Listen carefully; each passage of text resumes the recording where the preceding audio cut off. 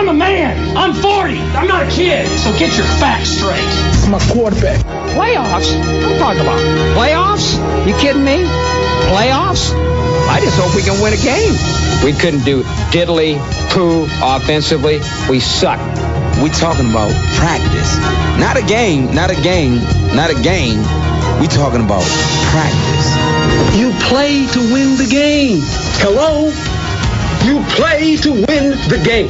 They are who we thought they were, and we let them off the hook. Be a dog. We don't need no meows. We don't need no cats. We need more dogs. Man, did this dude just did this? My best advice to you, shut up. Get some facts and come back and see me. Next question. You're listening to Caleb and Kenny in the morning on 1380 The Fan and 100.9 FM.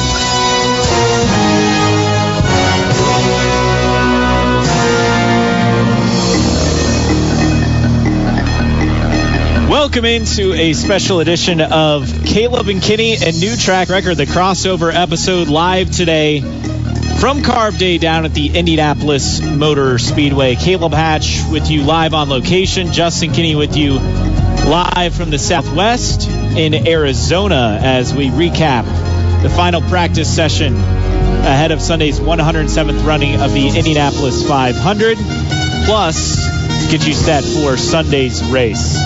So joining us on the guest line, it is Justin Kenny in balmy Arizona out southwest, just off the banks of the Colorado River. And Justin, it was a very busy practice session today. We didn't see any major hiccups like we did last year with a couple of crashes, but still some moments in this session that kind of gave you pause as far as some drivers' chances coming up on Sunday. Afternoon, everybody. Yeah, live from Bullhead City, Arizona, just across the river from Nevada, looking at Laughlin, Nevada, and all the casinos and on the Colorado River. So it's really nice. But yeah, we had some issues with Carb Day, including Catherine Legg, and we had Benjamin Peterson with some issues. So altogether, some things to work out for some of the teams.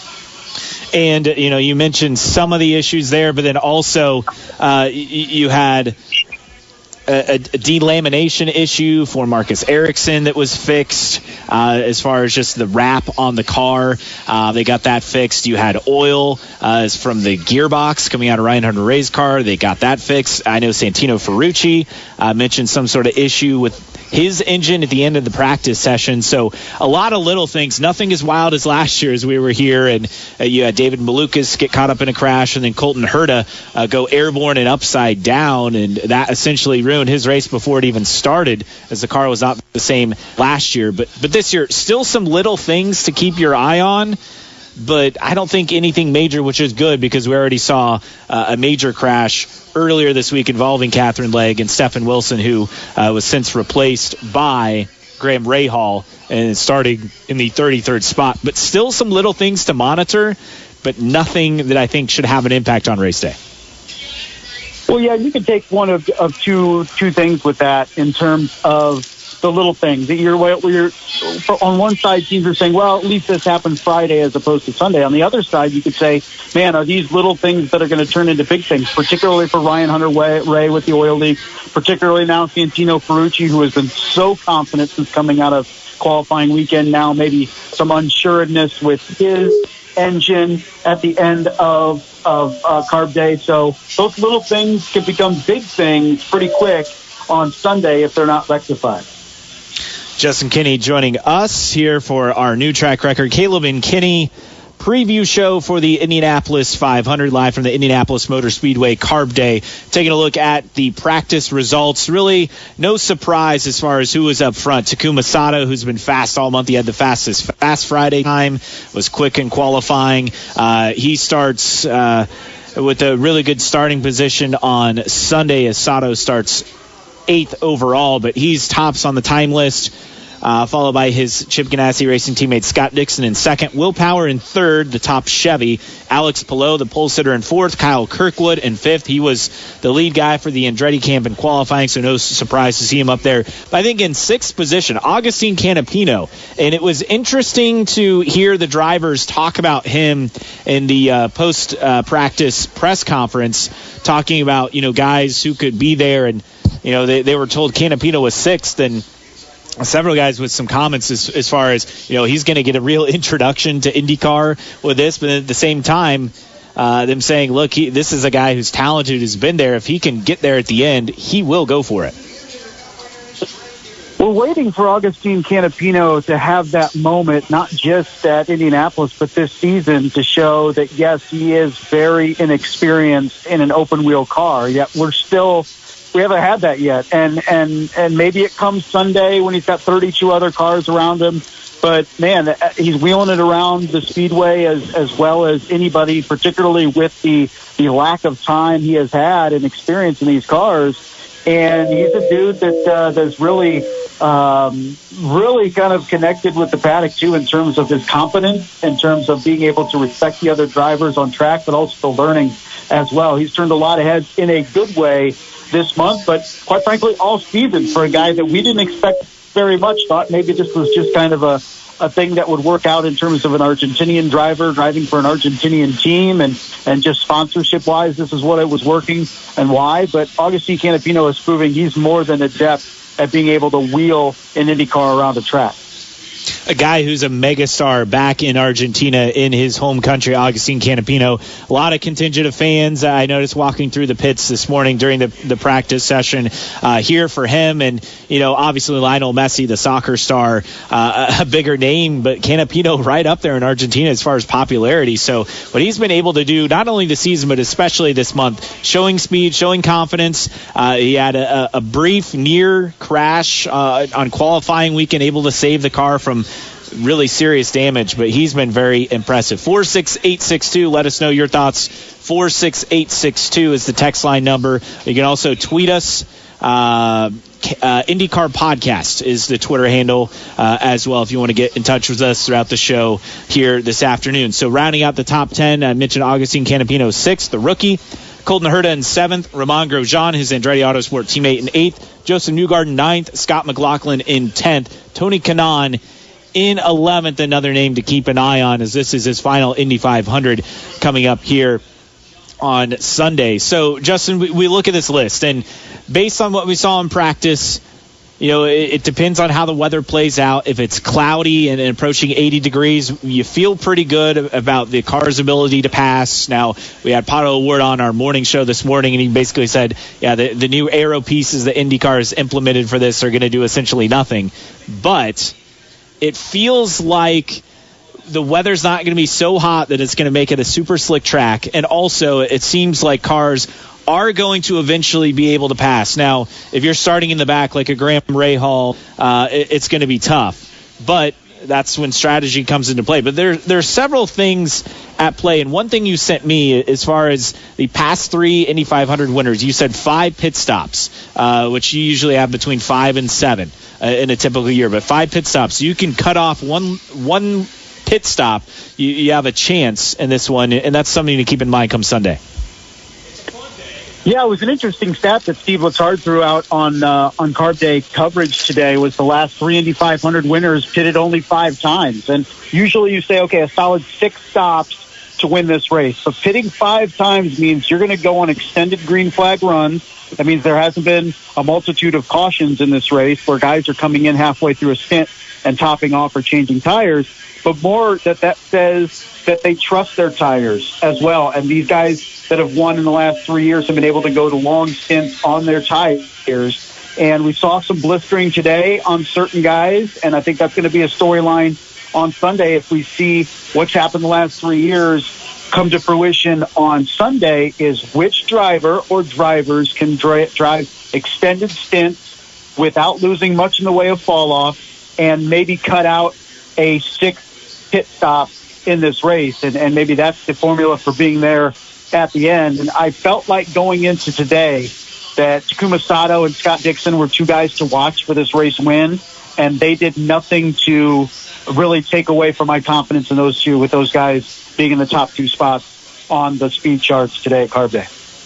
You mentioned the Ganassi guys, Dixon and Sato. I at the beginning of the month said Alex Blow's my pick for the Indy 500. Now, after he won the Indy GP, he won the pole. Now I'm actually doubting myself because it's almost too obvious of a choice. But it was interesting that the Ganassi team, among those, talking about the fall off on the tires, they were one of those teams dealing with that outside rear tire wear as far as the blistering on the tires. Now, we've seen that for teams at other tracks, but at IMS, that's kind of rare for that to happen. So tire wear going to factor in, obviously, fuel mileage. And with the 2 engine manufacturers, Honda and Chevy, we've seen this game before, right, where Chevy has kind of more speed in qualifying and more horsepower, but in the race, Honda gets better fuel mileage. Now, Alex Blow and a Honda on the pole, but outside of that, it was a lot of Chevy cars running up front with the Arrow McLaren team. I just think that's another storyline to watch as far as Honda versus Chevy, fuel mileage versus outright speed, and could we be in for another kind of change-up race morning with that?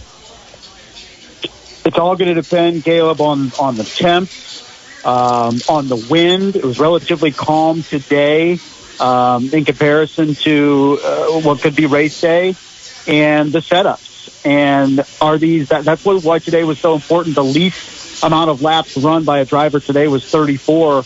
By Ryan Hunter-Reay. That means everybody got at least one full stint in on track. Now, did some of them get an actual 30, 35 laps without pitting, as opposed to maybe Ryan Hunter-Reay who didn't?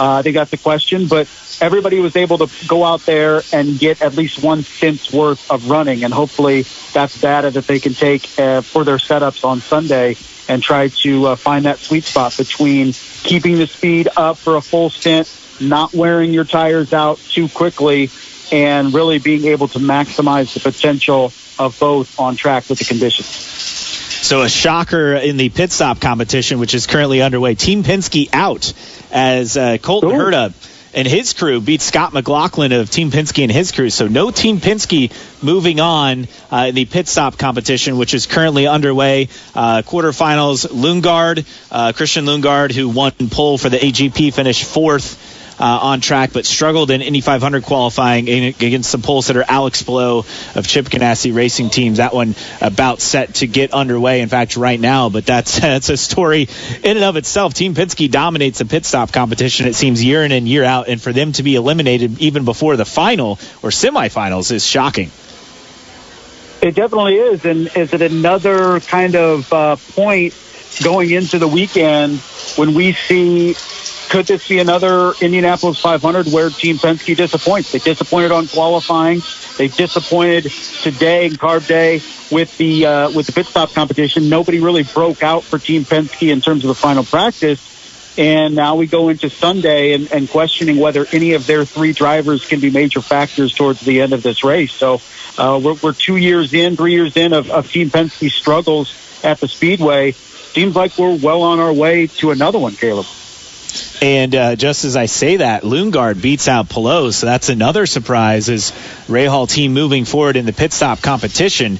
But, you mentioned Penske. That's something I want to get to here next segment because there's a lot to break down as far as what's happened since Team Penske's last win in 2019. We'll have more on that on the other side. You're listening to a Carb Day preview show ahead of Sunday's Indianapolis 500. Caleb and Kenny with you as part of New Track Record here on 1380 The Fan and 100.9 FM. 46862, your text line number, 46862. If you have any thoughts ahead of Sunday's race, send them our way. And don't forget, you can listen on your radio on the stream at 1380thefan.com via the 1380 The Fan app or your smart speaker. And also tweet us. IndyCar Podcast is the handle. We'll be back with more, including why Team Penske has struggled at IMS the last handful of years. That's next here on 1380 The Fan and 100.9 FM. Welcome back to Indianapolis Motor Speedway. Caleb Hatch and Justin Kinney with you live from Carb Day as we get set for Sunday's 107th running of the Indianapolis 500. Pit stop competition underway as Christian Lundgaard beat out Alex Pelot, the pole sitter. Now looks like Scott Dixon and I believe Callum Ilott in line, so as they move along in that bracket. But Justin brought up something interesting I want to dive into this segment, and it's something we've talked about on the podcast, New Track Record, I think in recent weeks as we've had this build-up to the Indy 500 on Sunday. But one of the notable things for IndyCar is it's been several years since Team Penske won the Indy 500. Now, if you're not familiar with IndyCar or the Indy 500, you're thinking, well, what's the big deal? It's got to be a hard race to win when you're 33 cars, and they have 3 cars this year. They've had as many as 4 in previous years. But Team Penske's dominated the Indy 500. They've won the most Indy 500s for any team. I believe they're up to, what is it? Is it 18, Justin, or is it 19? I can't remember off the top of my head. But this is a team that's 18. So they've dominated. Their last win coming in 2019 was Simon Pagenaud. He's now teamed with a former Team Penske driver, his former Team Penske teammate, Elio Castroneves, the 4-time winner in the field at Meyer Shank Racing. But what I think is so notable is we've kind of gone back and forth on this topic and wondering, is Team Penske going to actually be a factor on race day? Because you go back to 2020, and yes, Joseph Newgarden was 5th, but he was never battling for the lead. That was a race that was just tough to pass. And outside of Dixon, Sato, and Graham Rahal, who were up in the top 3, it was really hard for there to be movement at the top. Everyone else outside the top 10. Then you go to 2021. And Simon Pagenaud drove through the field to finish 3rd, but he was never really a contender at the end because he started in 29th that year. So he had to drive through the field. And then last year, just mediocre. Scott McLaughlin had a crash. He finished 29th. You had Joseph Newgarden 13th and Will Power 15th.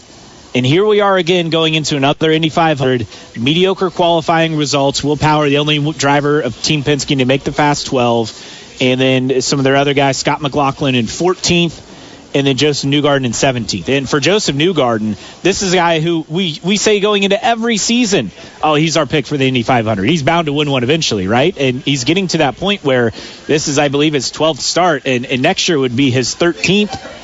If he qualifies, of course.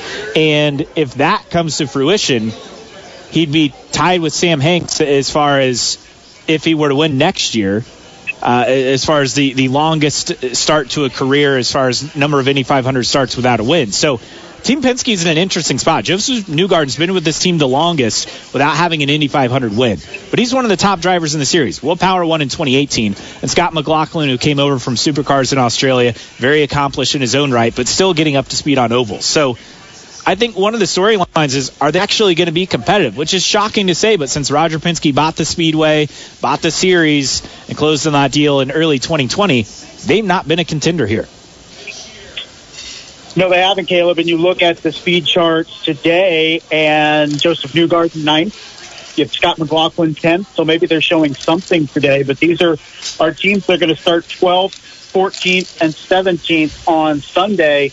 And you mentioned Joseph Newgarden. He's reaching territory if he doesn't win this year.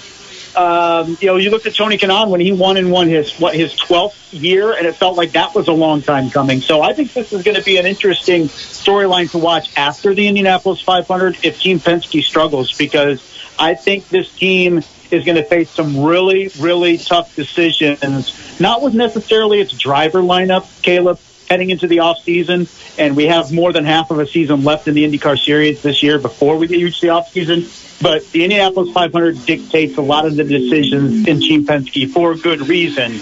And I think if they don't have a good showing on Sunday, you're going to see a big switchover in terms of turnover with that team behind the scenes, because what has happened the last couple of years and so far this month is unacceptable for Roger Penske.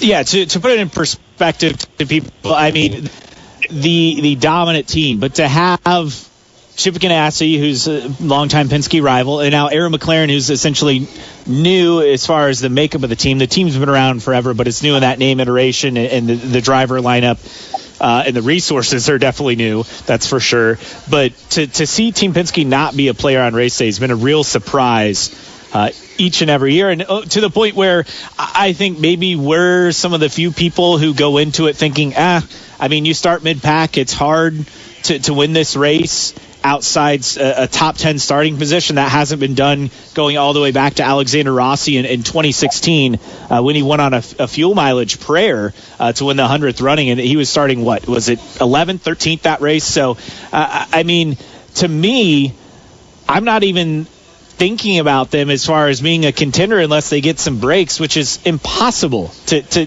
hear myself say that. It's almost impossible to believe.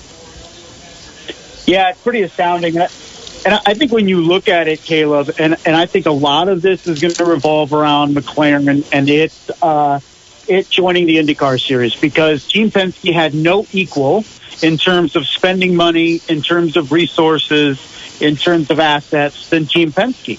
And now McLaren is very much challenging them in all three of those respects. Now, the Indy 500 wins have not come yet. The championships have not come yet.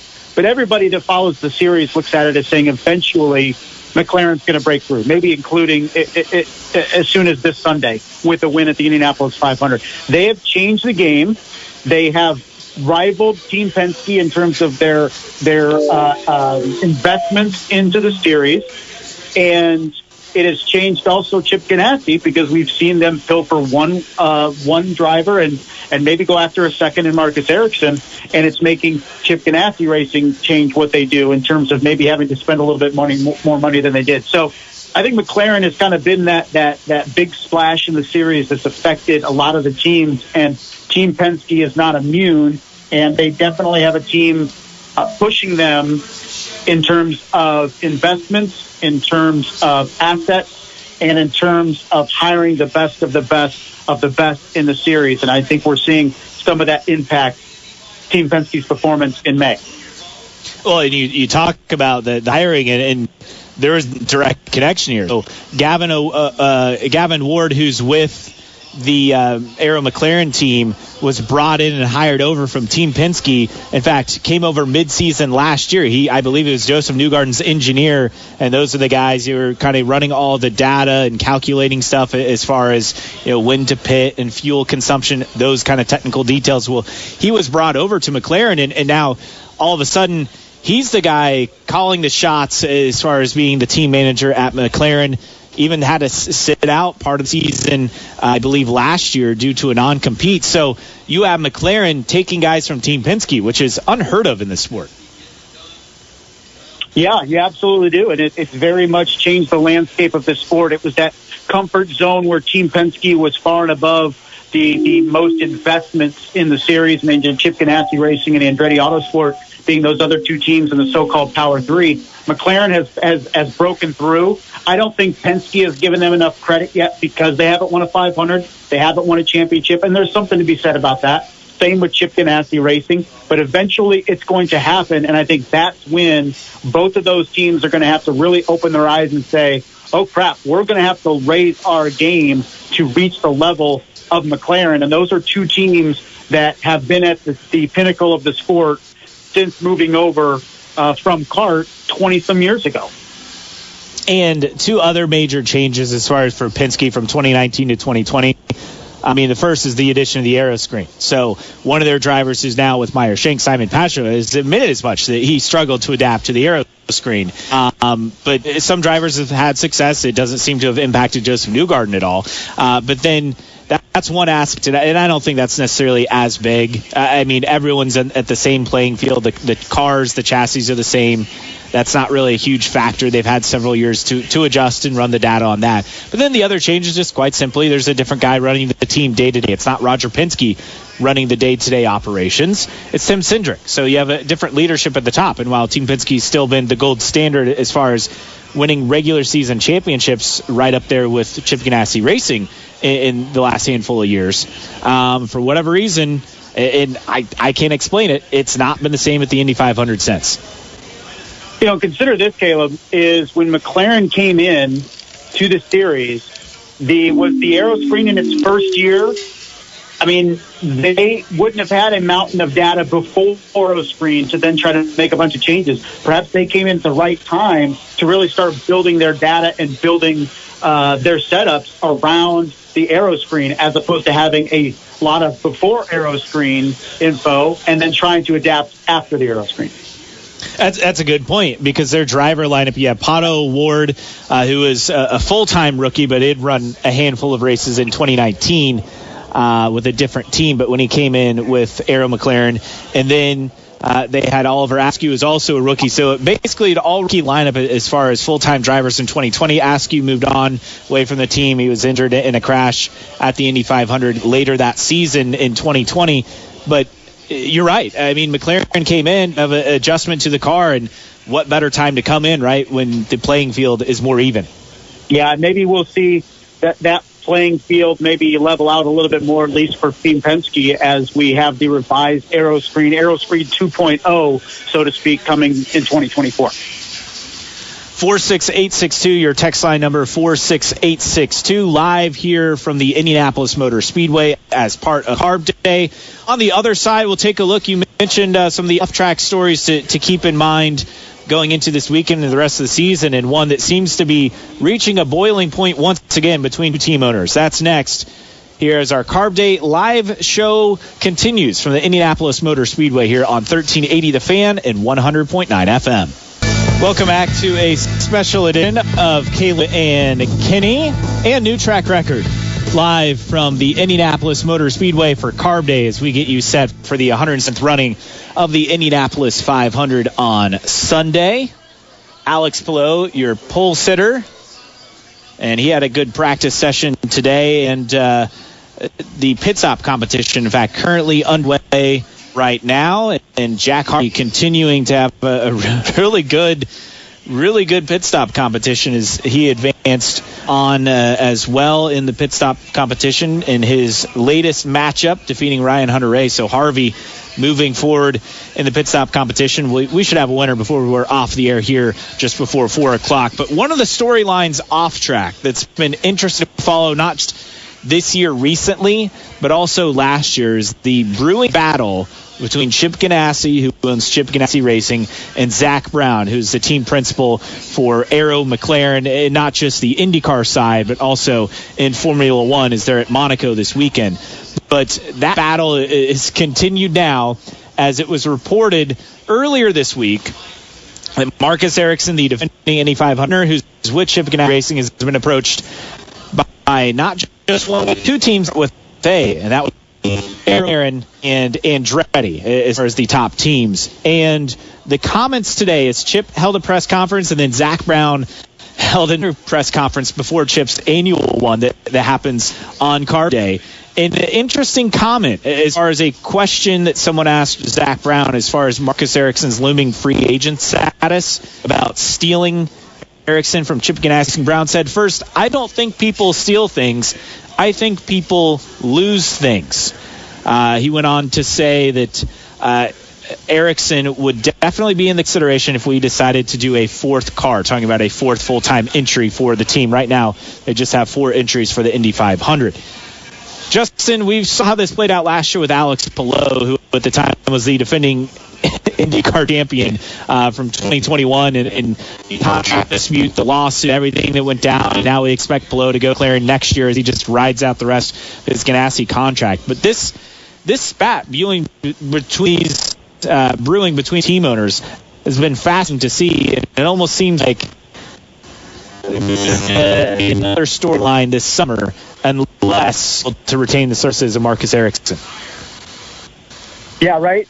Well, Chip and Zach Brown haven't been getting along for a while, and Chip Ganassi was able to take Taylor Kyle away from Arrow McLaren, which was kind of a coup for them. But Chip Ganassi needs to start playing with the big boys and start paying. And basically, what Zach Brown said today was, how does the reasonable commercialization right now of IndyCar in terms of money that's out there, and not being able to find enough sponsorship to run for a full season an Indy 500 winner is kind of confounding, and basically kind of calling out maybe Chip Ganassi Racing's sponsorship department, and how can you not find this guy's sponsorship, and could he find himself into a fourth McLaren car next year? Potentially, but at least we're getting the rivalry continued between Zach Brown and Chip Ganassi. I'm here for it. Any war of words in IndyCar, I appreciate. I hope it continues.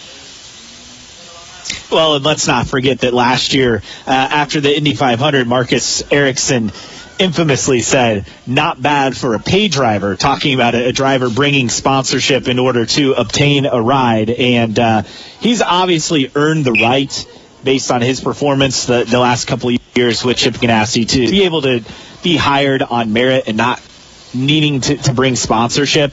Already won a race this year, won the season over at season opener at St. Pete's. So this is one of the talented guys. He came over from F1 after really not going anywhere. It's hard to win in F1 if you don't have the car. It's 90% car, 10% driver. Well, here he can showcase his skills. He's been able to do that. And for Marcus Ericsson, I mean, you should be making more than they're reporting the low six-figure income that he has. And that was the same issue that Palou reportedly had as far as his salary and wanting a boost. And you can't blame him. You just wonder if Chip Ganassi is going to do enough to not let another top-tier driver go after Alex Palou likely moving on after the season.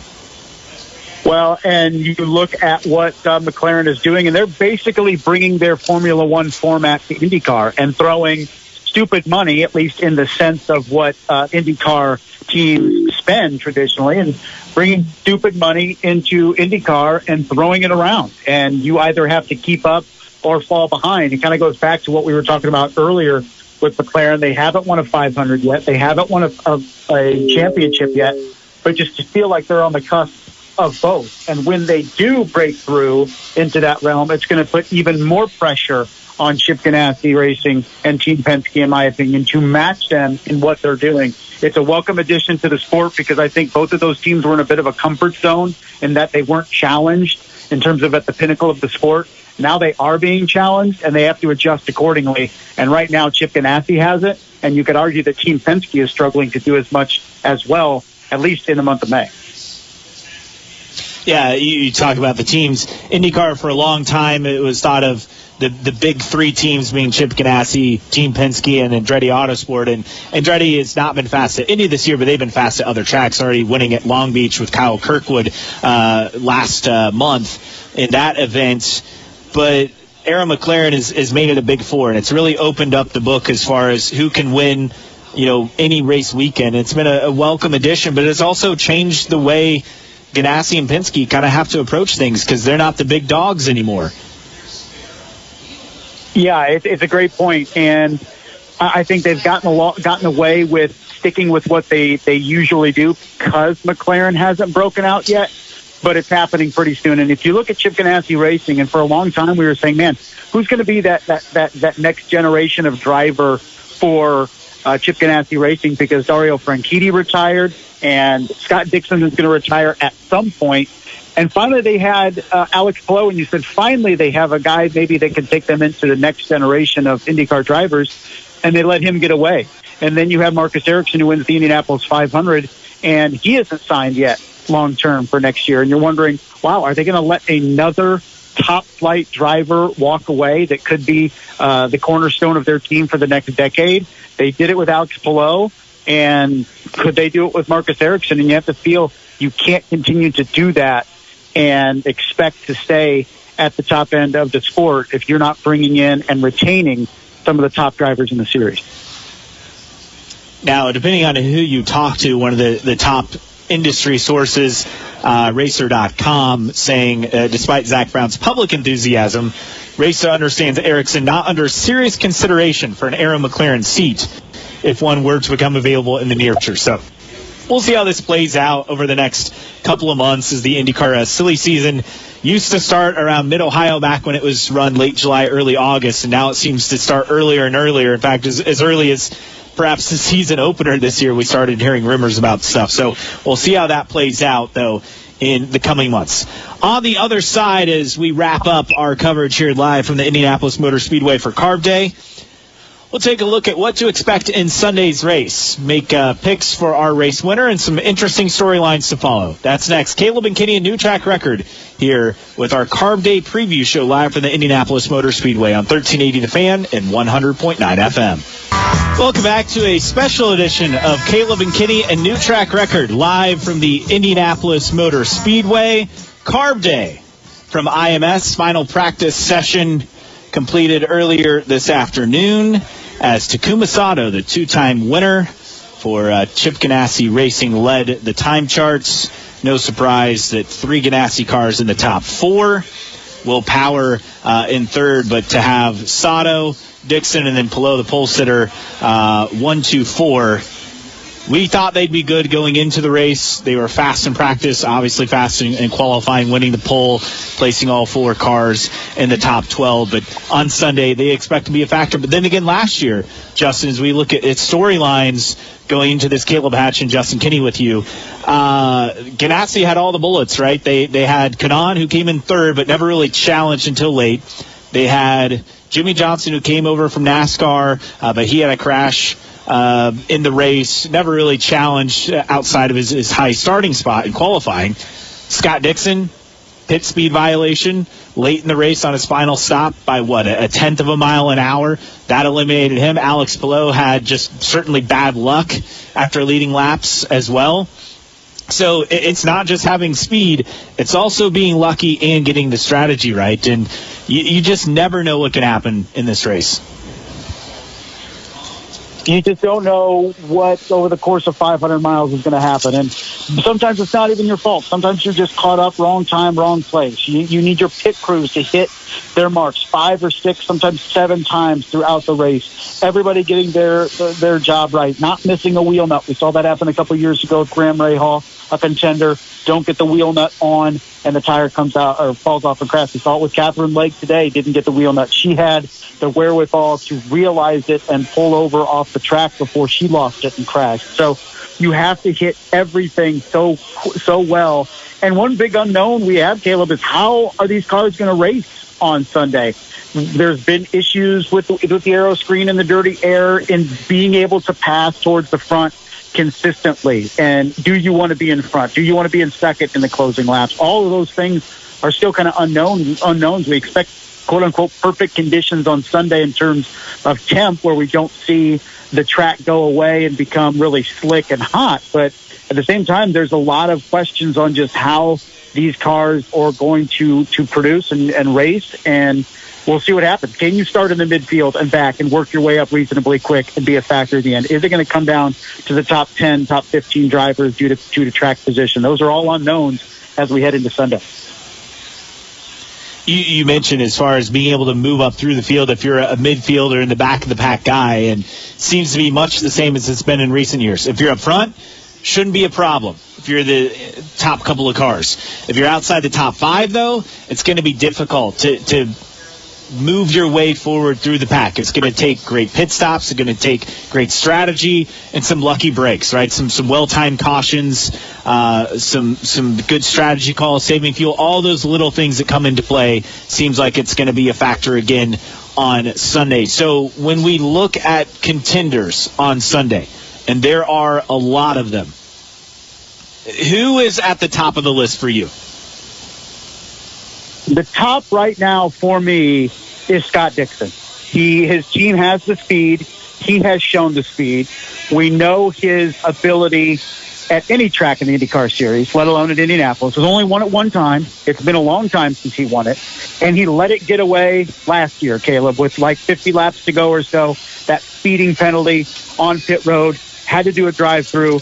It cost him. And we've seen it over the course of this month, after the race, where he looked so dejected, and his wife Emma trying to console him on pit lane, and you could just see that he had let it get away, and that rarely happens with Scott Dixon. And I just think that team speed, the ability of that team to nail all your pit stops, strategy, and also just Scott Dixon's natural acumen in racing, I think he becomes a multi-time winner of the Indianapolis 500. My pick is Scott Dixon for this Sunday. What about you? For me, so I got to stay true to what I've said, right? I can't change my mind, even though I have my doubts. My pick at the beginning of the month was Alex Pelot, and he won the Indy GP, and I thought, oh, great, there's only been 2 other drivers to sweep those events since the first iteration of the Indy GP back in 2014. That's been Will Power in 2018 and Simon Pagenaud in 2019. So it's kind of hard for me to stay true, but then he went out and won the pole. But this is a guy who finished second in 2021. He's with one of the top teams. He's one of the top drivers in the sport. outside of some bad luck last year, he would have been right there with Dixon. And to think about how many opportunities they had last year, and it was Marcus Ericsson getting the win, the guy who was, perhaps of that 5-car driver lineup last year was probably number 4 or 5 as far as the attention that he received. But I got to go with Alex Blow. But beyond that, let's do 2 other drivers you're really high on and a dark horse. So who you got? Well, I'm going to go 2 other drivers I'm really high on, and I'm going to go Takuma Sato. I think he could be a 3-time winner. Again, with Ganassi showing speed, he has the best chance of becoming a 3-time winner, even at his age, and is still fast and still confident. He just needs to keep it off the wall. I think a really dark horse, too, or another driver I'm looking at, starts in the top 10 and goes with AJ Foyt Racing and Santino Ferrucci. The key for Santino Ferrucci, Caleb, is to keep it under control for the first 195 or so laps. He needs to be there at the end to have a chance. We saw him maybe have a little bit of impatience even today, passing Alexander Rossi in the warm-up lap, trying to get out onto the racetrack. The AJ Foyt team is fast. Santino Ferrucci is confident. He is hungry, but he just needs to balance that with patience over the first about 495 miles and really be there at the end to have a shot. So for him, he's a guy that I need to watch, and I think a dark horse, I guess you can go with Scott McLaughlin. I think he's starting back in the field in 14th, but I think maybe he has the best chance of any of the Penske drivers to get a win. Has struggled the first 2 years at the 500. This could be his breakout season. But what about you? I find it interesting. Ferrucci is one of your other prime contenders and not your dark horse, and then McLaughlin, as your dark horse contender. Who would have guessed a Penske as a dark horse? For me, I also have my eyes on Takuma Sato. Simple stat. At any time he started in the top 9, he's won the Indy 500. So that's 2017 when he started 4th. And then 2020, when he won the race, I believe, what was he that year? Was he starting 3rd? I think he was front row for that year. So Takuma Sato has won this race anytime he started in the top 9. So that's number 1, and that's no surprise as far as Sato being a contender. He's right there as far as, yes, he started 3rd that year. Meanwhile, my other contender, I said it this morning on the show, I'm going to go with Tony Kanaan because there's so many similarities. In 1993, you had a Brazilian win his 2nd Indy 500, and Emerson Fittipaldi starting from 9th. You had a Rahal bumped. You had 1 female driver, 1 Japanese driver, and Andretti starting 24th. You have all those exact same scenarios this year. Tony Kanaan starts 9th, going for his 2nd Indy 500, and he's Brazilian. So that's my dark horse is Ferrucci, because I think Ferrucci has the driving talent. He can stay up there starting in 4th. It's just, can the pit stops be there, and we'll see how that plays out. Text coming in. Favorite version of Back Home Again in Indiana after Jim Neighbors. That talking about, let's see here on the text line at 46862 as we wrap things up. Sent to us by Truck and Phil. So thanks, Truck and Phil, for that. Justin, any final thoughts? I think just hope for a great race. It's been great weather throughout the last couple weeks, except for 1 practice day. Hopefully that continues. Looking forward to the 107th running of the 500. I know you will be there on Sunday for all the action. I will enjoy from sunny, hot Bullhead City, Arizona. Yeah, triple digits. Yeah, nearing it. It was unseasonably cool, they said on the radio yesterday, just hitting 90 yesterday. Go figure. Well, that's Justin Kinney. I am Caleb Hatch. Thanks for joining us here on Caleb and Kinney and New Track Record for our Carb Day show live from the Indianapolis Motor Speedway. And don't forget to tune in to the 107th running of the Indianapolis 500 on a Sunday. Pre-race coverage at 11 a.m. on 1380 The Fan and 100.9 FM. With the green flag at approximately 12:45. Coming up next is the Sports Rush with Brett Rump here on 1380 The Fan and 100.9 FM. Have a great weekend.